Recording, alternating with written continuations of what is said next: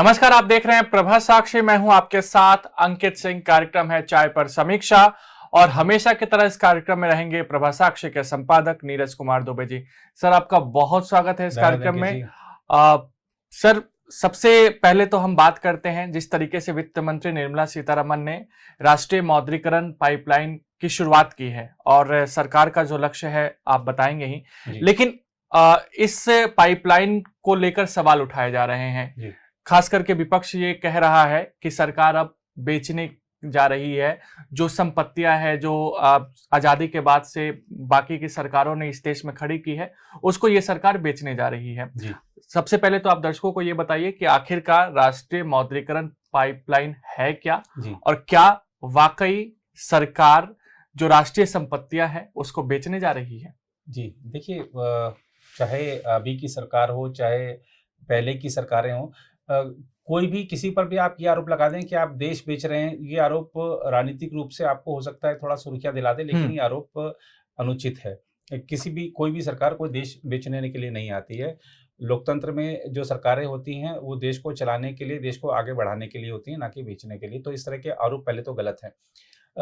मैंने एक व्यक्ति के पास देखा, आप देखिए कि सोशल मीडिया पर बहुत सारी चीज़ें चल रही हैं। एक व्यक्ति के पास मैंने देखा कि वो फेसबुक पे वीडियो देख रहा है। हम्म। उसमें पहले मोदी जी का चल रहा है कि मैं देश नहीं झुकने दूँगा, मैं देश नहीं नहीं बिकने बिकने दूंगा। दूँगा। हम्म। इस तरीके का उनका एक बयान है, वो चल रहा है। और दूसरा फिर एक एनडीटीवी का एक बयान चल रहा है। उसमें जो वहाँ का एंकर है, वो बता रहा है कि देश की परिसंपत्तियाँ हैं, देश की जो संपत्तियाँ हैं, देश के जो संसाधन हैं, वो बिकने जा रहे हैं। तो ये जो एक अभियान सा चला दिया जाता है कि सरकार की कोई योजना आए तो हम उसका विरोध करें, उसके बारे में हम नकारात्मक बातें फैलाएँ, उसके हम्म। बारे में अफ़वाहें फैलाएँ। जो लोग एक अभियान चलाते हो तो चलिए ठीक है, लेकिन मुख्यधारा के राजनीतिक दल, मुख्यधारा के नेता अगर इस तरह की बात करें, मैंने राहुल गांधी जी की टिप्पणियाँ सुनी। उन्होंने कहा कि 70 सालों में जो संसाधन बने, जो परिसंपत्तियाँ बनी, हम्म। उसको अब मोदी सरकार बेच रही है। हमें शायद वित्त मंत्री निर्मला सीतारमण ने जो कुछ कहा है, उसको पढ़ना चाहिए विस्तार से, उसमें उन्होंने कहा क्या है। और पहली बात ये जो आज जिस पर विवाद हो रहा है कि हम्म। आप ऐसी योजना ले आए, तो उन्होंने तो वित्त मंत्री ने अपने बजट भाषण में भी घोषणा की थी, संकेत दिया था कि हम ऐसा करने जा रहे हैं। और कि जो 6 लाख करोड़ रुपए जुटाने का सरकार ने लक्ष्य रखा है, इसका एक बड़ा असर रोज़गार सृजन पर होने वाला है। बिल्कुल। पहली बात ये है कि रोज़गार सृजन पर होने वाला है। और हम देखें तो जो ढांचागत विकास है, ढांचागत विकास कार्य बहुत तेज़ी के साथ होने ज़रूरी हैं, और निजी क्षेत्र ही इसमें तेज़ी के साथ ये काम कर भी सकता है। हमने गुजरात में उदाहरण देखे, गुजरात में जब नरेंद्र मोदी वहाँ के मुख्यमंत्री थे, हम्म। उन्होंने जो ढांचागत विकास है, जो वहाँ के जो संसाधन हैं, उनको विकसित करने पर उन्होंने ज़ोर दिया। और यही कारण रहा कि चाहे देसी कंपनी हो, चाहे विदेशी कंपनी हो, वो वहाँ पर आने को आतुर रहती थी, वहाँ पर निवेश को वो तैयार रहती थी, क्योंकि उनको पता था कि यहाँ पर सारी सुविधाएँ हमको मौजूद मिलेंगी। बिल्कुल। स्किल जो कामगार हैं, हम्म। स्किल्ड कामगार हैं, वो भी वहाँ मौजूद हैं। और प्लस सारे जो संसाधन हैं, वो वहाँ मौजूद हैं। जो सारी सरकारी मंजूरियाँ होती हैं, वो एकल खिड़की के माध्यम से मौजूद हैं। तो इस तरफ सरकार ध्यान दे रही है। और हमको देखना चाहिए कि 1930 के दशक में अमेरिका में किस तरीके से ढांचागत विकास जो है, ढांचागत जो सुविधाएँ हैं, हम्म। उनका विकास जो आगे बढ़ाया गया था। हमने चीन में देखा कि किस तरीके से वहाँ भी तो कितना निवेश है विदेशी कंपनियों का। बिल्कुल। वो इसीलिए है क्योंकि जो ढांचागत सुविधाएँ हैं, वो वहाँ पर बहुत बेहतर हैं। तो भारत में भी ये बेहतर हों, इसके लिए ये एक योजना लाई गई है। और ढांचागत सुविधाएँ बढ़ेंगी, यानी कि पुल बनेंगे, जो और इमारतें हम्म। बनेंगी, जो और चाहे रेलवे की बात हो, चाहे अन्य बातें हों, जहाँ भी विकास के काम होंगे तो रोज़गार का सृजन मतलब होगा ही होगा। और ख़ास बात ये है कि जो कह रहे हैं कि हम संपत्ति को बेच रहे हैं, हम परिसंपत्ति को बेच रहे हैं, उनको उन्होंने शायद पढ़ा नहीं है। वित्त मंत्री ने क्या कहा है, उन्होंने कहा है कि हम इसको लीज़ पर देंगे। बिल्कुल। लीज़ पर देंगे यानी कि मालिकाना हक सरकार के पास ही रहेगा, वो निजी कंपनी को नहीं जा रहा है। और हम इसको एक छोटे से उदाहरण के साथ समझ सकते हैं। हम्म। हम दिल्ली में इस समय बैठे हैं। दिल्ली और जब ख़ास तौर पे दिल्ली में आबादी बढ़ रही थी और नोएडा का विस्तार हो रहा था, तो दिल्ली और नोएडा को कनेक्ट करने के लिए डीएनडी हम्म। जो है उसकी निर्माण की बात जब बिल्कुल। आई, तो उस समय की सरकार ने उस जो लैंड को एक कंपनी को लीज़ पर दिया। उसने वो वहाँ पर जो पु बनाया, सेतु बनाया, डीएनडी बनाया कि अब दिल्ली से नोएडा बहुत आसानी से 15 मिनट में पहुँच सकते हैं और बहुत बेहतरीन सड़क बनाई, विश्व स्तरीय सड़क बनाई और उस पर टोल लगा दिया गया। वो टोल कुछ वर्षों तक रहा, हालाँकि जब कंपनी की लागत वसूल पूरी हो गई, उसके बाद भी वो टोल चलता रहा। लोगों ने अदालत की शरण ली, नेताओं ने भी विरोध प्रदर्शन किया, उसके बाद वो टोल हट गया। तो इस तरीके से आज वो जो डीएनडी है, वो वापस सरकार के पास, जनता के पास है। बिल्कुल। वो सड़क बन गई है। तो ये हमको एक छोटे से उदाहरण के तौर पे देखना चाहिए कि हमारा एक चीज़ बन जाती है हमारे लिए, कंपनी अपना मुनाफ़ा ज़रूर देखेगी। और आज की अगर हम डेट में देखें तो जो परिसंपत्तियाँ जो सरकार ने कही है कि हम उनको लीज़ पर देंगे, तो वो जिस हालत में है शायद कंपनी को उसमें आज फ़ायदा नहीं हो, वो उसमें निवेश करेगी, जो भी निवेश करेगी उस पर वो मुनाफ़ा ज़रूर कमाना चाहेगी, लेकिन मुनाफ़ा कमाएगी, लेकिन हमारे लिए एक चीज़ तो तैयार हो रही है, उसका मालिकाना हक तो हमारे पास है। देखना ये होगा कि इसमें जो लीज़ का जो समय है वो कितना रहता है। मान लीजिए कि 99 अधिकतर लीज़ होती है कि 99 साल की लीज़ पर दे दिया सरकार। तो अब 99 साल की लीज़ पर दे दिया, तो अब आगे उसका मालिकाना हक ट्रांसफ़र हुआ सरकार को नहीं हुआ, ये अब क्यों, वैसे तो मालिकाना हक सरकार के पास ही, लेकिन वो वापस सरकार के पास आ गया है, नहीं आ गया, ये देखने के लिए आप और हम तो होंगे नहीं। हाँ। तो उस समय की जो पीढ़ी होगी उसको ये देखना होगा। तो ये कई बार इसलिए भी विरोध होता है कि आप 99 साल की बात कर रहे हैं, उस समय कौन देखेगा, क्या रहेगा? आप अभी सारी चीज़ें क्लियर बताइए, लेकिन जो भी कंपनी होती है वो भी तभी उसमें निवेश करना चाहेगी, किसी में बड़ा पैसा डालना चाहेगी तभी, जबकि उसको एक लंबे अरसे के लिए वो चीज़ मिल रही हो। Long term benefit. बिल्कुल। तो ये एक ऐसी चीज़ है जो मोदी सरकार ही नहीं कर रही है, उससे पहले भी जो सरकारें हैं वो कर चुकी हैं। और जो दल आज इस पॉलिसी का विरोध कर रहे हैं, इस योजना का विरोध कर रहे हैं, उनको ये भी देखना चाहिए जहाँ-जहाँ वो सत्ता में हैं, उनकी सरकारों ने भी ऐसा किया। महाराष्ट्र में ऐसे कुछ उदाहरण सामने आए हैं। तो ये देश को आगे बढ़ाने का एक अभियान है और हमको ये भी देखना चाहिए कि ये जो 6 लाख करोड़ रुपए की ये योजना जो लाई गई है, इसमें सरकार को बहुत मेहनत भी करनी है। बिल्कुल। ऐसा नहीं है कि जो ये हमें एक लक्ष्य रखा गया है, ये बहुत आसानी से प्राप्त हो जाएगा। हम सरकार के, चाहे इस सरकार के हों, चाहे पिछले सरकार के, जो विनिवेश के लक्ष्य हैं, अगर हम उसको उठाकर देख लें तो वो लक्ष्य कभी भी पूरे हासिल नहीं हो पाए हैं। अब आप एयर इंडिया को ही देख लीजिए। एयर इंडिया का सरकार निजीकरण की बात करती है, लेकिन कब से चल रहा है ये मामला, लेकिन आज तक पूरा नहीं हुआ। मनमोहन सिंह जी की सरकार के ज़माने से चल रहा है। इवन इसके लिए तो कमेटी भी बन गई, लेकिन हाँ, कुछ नहीं। तो इतना आसान नहीं होता ये सब चीज़ें, कि खास तौर पे इस कोरोना काल में जब तमाम तरह की दुश्वारियाँ हैं, तो आप पैसा ला सकें कहीं से।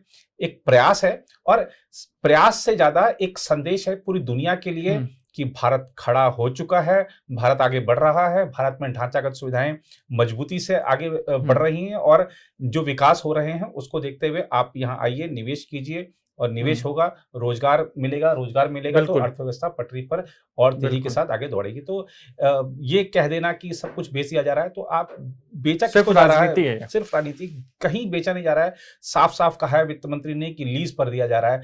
अब किसी को ये नहीं पता हो कि लीज और सेल में क्या अंतर है, तो उस पर कुछ नहीं कहा जा सकता। बिल्कुल। लेकिन सर, चलिए ये तो बात रही राजनीति, क्योंकि अगर इस तरह के प्रोग्राम आएंगे तो जाहिर सी बात है विपक्ष सवाल उठाएगा और उससे मुद्दा चाहिए विपक्ष को सरकार को घेरने के लिए। लेकिन अगर एक पार्टी अपने आप में घिरती चली जा रही हो जी, हमने देखा किस तरीके से कांग्रेस के लिए पंजाब मुश्किल रहा। कुछ दिन पहले तक ये लग रहा था कि पंजाब का विवाद सुलझ गया है, लेकिन अभी भी वो सतह पर है। हरीश रावत पर लगातार परेशान है। वो वहां के मामले को सुलझाने की कोशिश जरूर कर रहे हैं, लेकिन पटरी पर वो आ नहीं रहा है। राजस्थान में भी चिंगारियां सुलगती रहती हैं। बवाल छत्तीसगढ़ में भी बढ़ गया है। दिल्ली दरबार में हाजिरी नेता लगा रहे हैं। समस्या का समाधान कहाँ है कांग्रेस पार्टी में सर? आखिर कांग्रेस जो इतनी पुरानी पार्टी है, इतने दिग्गज नेता है, अनुभवी नेता है, ये सब हम सब जानते हैं, लेकिन समस्या का, इन जो समस्याएं हैं, जो उलझन है पार्टी के अंदर, उसको सुलझाने के लिए पार्टी आगे क्यों नहीं बढ़ रही है? पार्टी के सामने क्या चुनौतियां हैं? नहीं, देखिए इसमें क्या है कि समस्या का समाधान तो पल भर में हो सकता है, लेकिन जो सॉल्यूशन निकाल सकते हैं उनको कांग्रेस पार्टी इस समय आगे आने नहीं दे रही है। अच्छा। अब G23 में ऐसे बड़े बड़े नेता हैं जिन्होंने, आप इस संगठन के संकट की तो बात छोड़ दीजिए, जब देश पर कुछ ऐसे मसले आ गए तो उसके भी उन्होंने संकट का हल निकाला है बहुत आसानी के साथ। तो ऐसे अनुभवी नेताओं का जो मार्गदर्शन सोनिया गांधी को, राहुल गांधी को, प्रियंका गांधी को लेना चाहिए, लेकिन उनको साइडलाइन कर दिया गया है। एक इस समय आप देख सकते हैं कि उनकी नई एक किचन कैबिनेट है जो उनको सलाह देती है, उस सलाह पर वो आगे बढ़ते हैं और लगातार विवाद बढ़ता जा रहा है। राजस्थान में अगर 1.5 साल हो गया है, सवा साल लगभग हो गया है, संकट का हल नहीं निकल पाया, तो ये कांग्रेस पार्टी की अक्षमता को दर्शाता है। और खास बात आप ये देखिए कि पंजाब में जो आलाकमान है, उसको कभी अमरिंदर खेमा चुनौती देता है, कभी नवजोत सिंह सिद्धू खेमा चुनौती देता है। तो ये दिखाता है कि अब जो पंजाब के हालात हैं खास तौर पे इस समय, और जो सिद्धू के सलाहकार हैं उन्होंने जिस तरह के विवादित बयान दिए, उसके बाद हरीश रावत ने कह दिया कि भई आपने अगर नहीं हटाया पद से तो मैं सोनिया गांधी को कहूँगा। और अब फिर वो एक व्यक्ति ने इस्तीफा दे दिया है, तो सिद्धू नाराज हो गए हैं, उन्होंने कुछ ईंट उग्र से ईंट बातें, बजा ईंट से ईंट बजा देने की बात कह डाली है। तो एक चीज़ साफ है कि पंजाब में अभी जो लड़ाई ड्राइंग रूम में नज़र आ रही थी, वो अब सड़कों पर आएगी, पहली बात तो।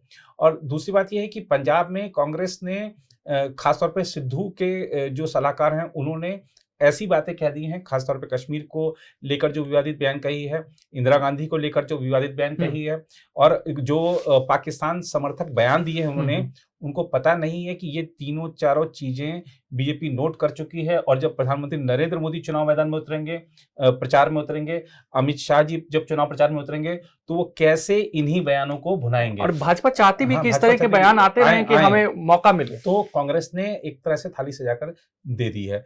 और दूसरा, हरीश रावत वो खुद भी परेशान हो चुके हैं, झगड़ा सुलझा के। असल में वो खुद इसलिए परेशान है क्योंकि उत्तराखंड का मुद्दा भी नहीं सुलझ रहा है। बिल्कुल। हम पंजाब, राजस्थान और छत्तीसगढ़ देख रहे हैं, लेकिन उत्तराखंड में मामला उलझा उलझा हुआ हुआ है। है। और अभी हरीश रावत पंजाब में सबको समझाने का प्रयास कर रहे हैं, लेकिन अगर उनको मुख्यमंत्री उम्मीदवार नहीं बनाया गया, तो उनको भी समझाना पड़ेगा कि भैया आप भी मान जाओ। तो वहाँ भी एक नेतृत्व बदलना चाहती है, नया नेतृत्व लाना चाहती है, क्योंकि हरीश रावत अब कोरोना से जब से ठीक हुए हैं, तब से कई सारी स्वास्थ्य संबंधी दिक्कतों का सामना भी कर रहे हैं। उनकी आयु भी है काफ़ी। तो कांग्रेस चाहती है कि नया नेतृत्व आ गया है, लेकिन हरीश रावत इतना आसानी से ऐसा होने नहीं देंगे। राजस्थान में कांग्रेस नहीं सुलझा पाई है मुद्दा।